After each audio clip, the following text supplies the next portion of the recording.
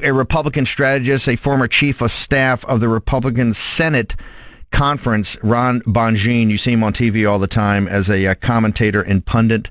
Ron, I wanted to bring you on here. First off, your impressions last night. They're pretty upfront. It's his third term. And, for all the feminism and all, Hillary breaking the glass ceiling, the irony of it was he and Biden were pretty upfront that they got to carry the old gal across the goal line here, right? Well, that's right. I mean, this is about whether or not Hillary Clinton can carry the status quo. This isn't about change. This isn't about improving the country. This is about keeping it the way it is.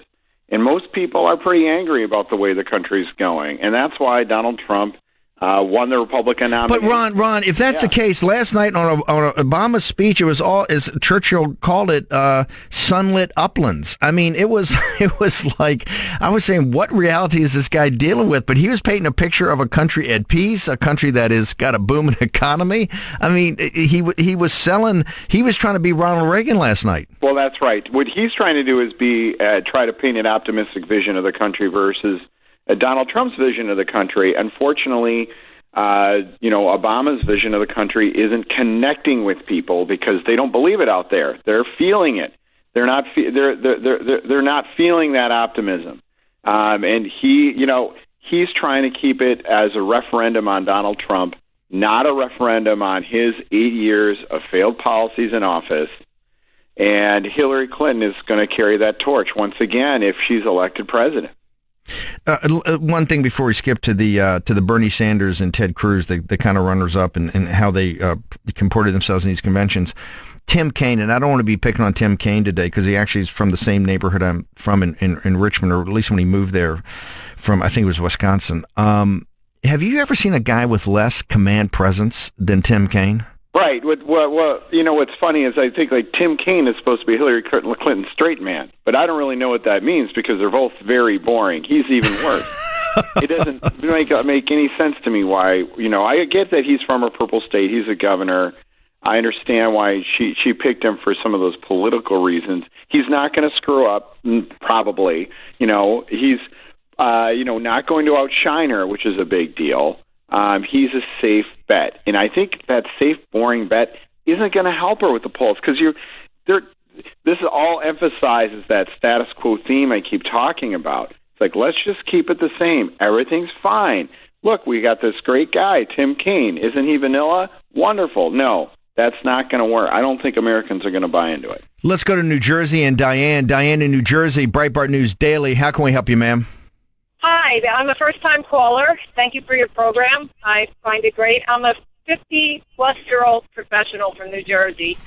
I work in the pharmaceutical industry, and I find it very interesting that every time, somebody says something about a Trump supporter, they are bigots, racist, uneducated. I have 3 college degrees. So Diane, you're a professional in the pharmaceutical industry. You got 3 degrees. You're supposed to be the prototypical woman dabbing your eyes with tears last night when Hillary Clinton breaks this historic glass ceiling. Were you doing that? I find her to be a despicable person. Never mind a woman. She's just despicable. Every aspect of her, in terms of what. Diane Hanger for a second. Did you not listen to her betrothed's 42-minute love story on the night before? You didn't listen to Bill Clinton's love story about the great love that he and Hillary have and share? I actually listened to it, and I was getting goosebumps listening to him because I said, "Who is he talking about?" When he talked about reaching out and almost touching her back. It could have been her or one of the dozens of women that he's been with, and it was just really, really creepy. Do you think the American, how stupid do they think the American people are? I think, well, they think I'm stupid, and I've got where I am based on my merits, not as a woman, but as what I can do as on a job, my education, but they think I'm stupid because I'm for Trump. Diane in New Jersey, thank you very much. I appreciate it. We'll go back now to Ron Bonjean, the Republican strategist. Ron, Bernie Sanders got 40% of the delegates, but his guys are mainly in the streets, some in the rafters booing, but he comes up and gives a full-throated defense of the ticket, right? And he's not even a Democrat. He's a socialist independent. Ted Cruz is the runner-up, and by the way, 84% of the vote were Carson, Cruz, or Trump. They dominate the proceedings because they own the convention. The Republican establishment has been run out of the room, don't even show up, don't write checks. no corporatists, no banks, no nothing.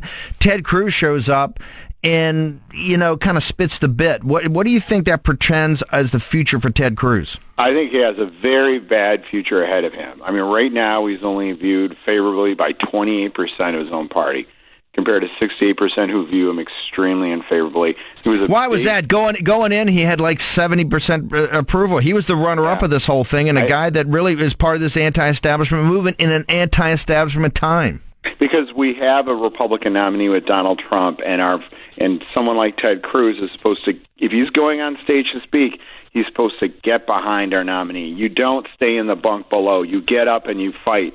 And he's decided to cowardly. Ron, is there any doubt in your military mind as you looked at the last 3 days what the Democrats are rolling out that there is just an unbridgeable gulf between what they want to do for the country and what the Republicans want to do? Well, there's no question about it. I mean, what the Democrats want to do to the country is they want to keep things the same, but they also want to keep throwing regulations, keep increasing taxes, keep increasing spending.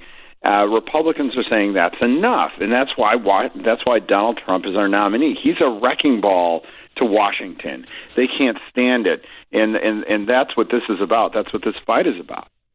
Ron Bonjean, former chief of staff for the Republican Conference. Ron, thank you very much for joining us to be an article up today. We'll link to your site, Ron Bonjean, Republican strategist. Thank you very much. Short commercial break. When we return,